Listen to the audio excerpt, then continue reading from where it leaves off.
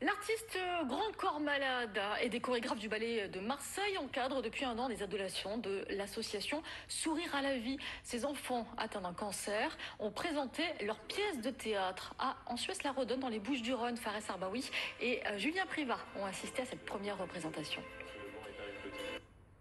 Mais comment êtes-vous arrivé dans ma chambre? Je ne vous ai pas entendu rentrer. Je suis rentré, c'est tout.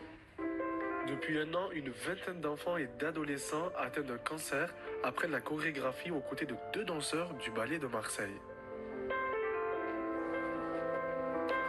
Un travail de longue haleine avec des petits ajustements.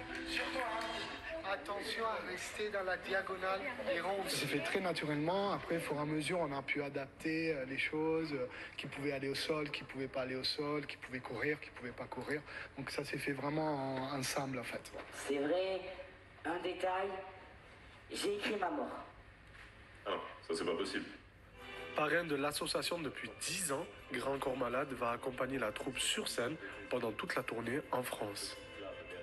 Ils sont présents au bon moment, ils sont placés au bon endroit, ils sont concentrés en coulisses. Vraiment, mais en plus je rigole pas, j'ai absolument rien à leur dire. J'essaye, comme moi j'ai pas eu toute la préparation qu'ils ont eue, j'essaye d'être à leur niveau, de pas me tromper dans mon texte parce qu'ils me mettent une bonne pression. Stressé, mais impatient de jouer pour la première fois sur scène, pour ces enfants, le théâtre est devenu un exutoire. C'est vrai qu'on n'a pas tous la même maladie, mais globalement, on a vécu les mêmes épreuves et notre traitement il se rapproche un peu. Donc ça fait du bien d'être avec des personnes qui comprennent et qui ont vécu la même chose. Je me suis senti un peu concerné comme je pense tout le monde, puisque c'est l'histoire d'une petite qui est donc bloquée dans une chambre, qui peut pas sortir. Et c'est vrai que on a tous connu ça, des moments où on était à l'hôpital, où on pouvait voir pas d'amis, pas trop de la famille. Ça me provoque énormément d'émotions. J'aime beaucoup jouer dans ce spectacle parce que ça me permet vraiment de me retrouver à sourire à la vie. Ça me permet vraiment de m'évader. Ça me change d'univers en fin de compte. J'oublie un peu tous mes problèmes.